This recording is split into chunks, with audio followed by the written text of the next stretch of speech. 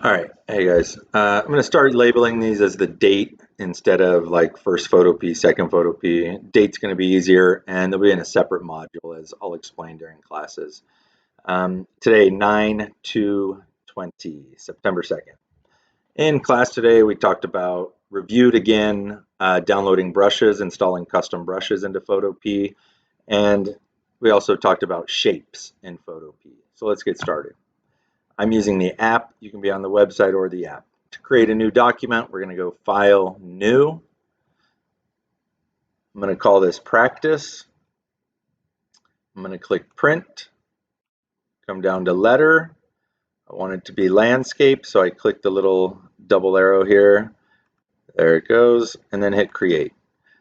You should pretty much know how to do that from now on, right? I should be able to just say Open Photo P and let's start, and then start them from here. So we'll see. Maybe I'll do that a couple more times, but that's it. Remember, we don't draw on the background, so I had to add a new layer down here in the bottom right by the trash can. There we go, new layer. All right, last class, brushes, right? For example, I click B on my keyboard, gives me a brush, right? If the more you hit B, it cycles through the different brushes. This is part of the last tutorial that I'd show you again. You want to make sure you have just the standard looking brush there. Now I can choose BRU here on the right side, brings up all my brushes. Right now I haven't loaded any, these are just the standard ones. To load them, well, there's a little review at brusheezy.com, right? There's how it's spelled, E-E-Z-Y, brusheezy.com. Lightning's good, I'll do another lightning brush. Search. Remember, at Brush Easy, you don't pay for anything, so don't use any sponsored images. You got to scroll down. Premium means you pay. We're not doing that. I chose this one last time, so I'll get a different one. This one looks pretty good. Lightning PS brushes. Perfect. Kind of looks like the Rick and Morty lightning, doesn't it? Interesting. All right, we choose download. And when this pops up, remember, we do not log in. We do not sign up. We do not pay for anything here. So just close it and try it again. There it goes. Now the download's beginning. Remember, if you're on a PC, it's going to go into the bottom left into your downloads folder. If you're on a Chromebook, it'll go into your Google Drive. So I'm going to close that, head back over here to Photopea. To get this out of the way, you can just click BRU, but I'll leave it up. Doesn't matter. I can go File, Open, right? So after you download a brush, you go File, Open, and see, we can see here's mine, and it's in a folder, and it's got a zipper on it because it's a zipped folder. Mine is in my downloads. I had to click downloads, and I found all my downloads. Here it is. If you're on a Chromebook, on the left-hand side here, you click on My Drive. Then you have to just scroll down until you find the folder that says which brush it is. Right there, 20 Lightning, double click. It takes you back to Photopea automatically. And now look at this, it added brushes. I can scroll down, all these lightning brushes were added. I can choose one, click on BRU again, there we go, and there's the awesome lightning. And make it bigger. Maybe you don't like the way that top part of the bolt is, so you just kind of start it up higher on the page, and then it looks like it's coming in better. All right, that's how you use our brushes. Something you can do instead of creating a new project each time you need a blank layer, come over here to the right side. We have a layer. I can just hit this eyeball. That turns it off. It's still there. Turn it back on. Turn it off. Now we can add a new layer. And this way I didn't have to go File, New, and create a new project. I can just keep practicing. All right, now we're going to talk about shapes. The shape tool is letter U. Hit letter U on the keyboard. Then take a look over here where my cursor is, the bottom left. That's your shape tool in the toolbar. And as you hit letter U, it scrolls through and you get different shapes. All right. Now I want to keep hitting U, but look up here at the top row. Right. As you hit U, that changes as well. Here in the top left, a picture of what shape you have selected. And here are the different properties that go along with it. We're going to start with the top one, the very first one. And if you click and hold on it, it gives you the list. So the rectangle tool, simple, it's a rectangle. If I click and drag, it's red because up here the fill is set for red. Stroke, that's the color of the box on the outside. The red X on the white box means transparent, so there is none. You can just make any size. There you go.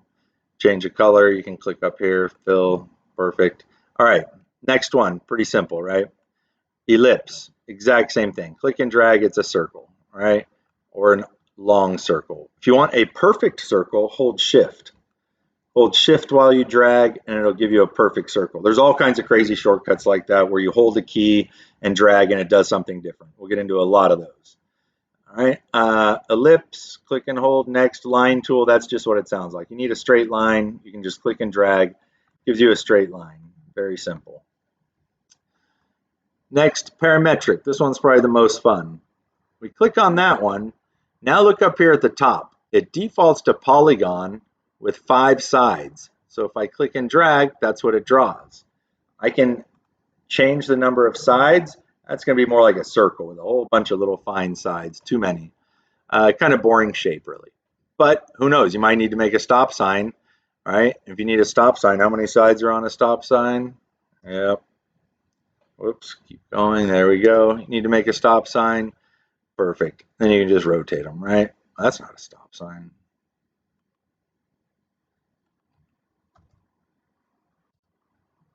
Picture a stop sign. I'm going crazy. There we go. All right.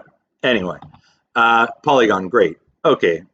Take a look over here at your layers for a second. I'm going to hide all of these because there's just too much junk on the screen. I'm going to scroll down, just hit the eyeball on each one of these. Every time you add a shape, it adds a new layer. So that part of it can be a little confusing, not that big a deal. Right now we can see the layer I have highlighted, layer shape 11 it says, and the eyeball's off, right?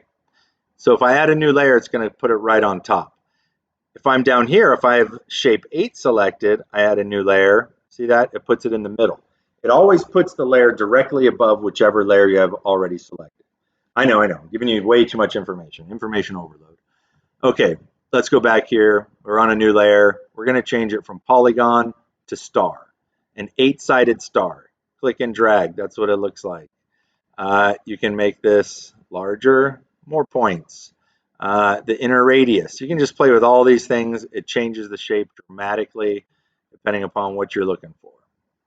And then this one's pretty fun, the spiral, right? Spiral. If I click and drag, it's just a weird spiral looking shape. But by changing the length, you're able to add spirals to the middle of it. There we go. That's kind of fun. So those is shape tool. There's one more under there. Click and hold takes us to custom shape. Now up here in the top right, notice there's a little shape button. If you click that, it's going to load and it's going to populate a bunch of shapes. You need a bell. You can click on the bell, click and drag, and draw a bell. Pretty simple, right? You need a different shape. Lots of shapes. What do you need? We need a lock. All right, picture of a lock. Click on the lock, click and drag. You can make a lock. Like we downloaded brushes, you can also download shapes.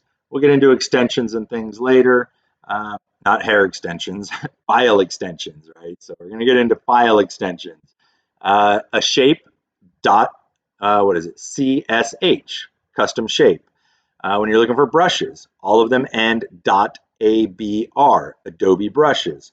You should know what .doc is. You've seen it a million times.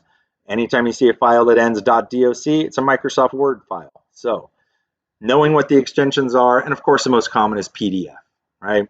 File extension .pdf. That's what we're talking about when we say extensions. And we'll get into that in a little bit here.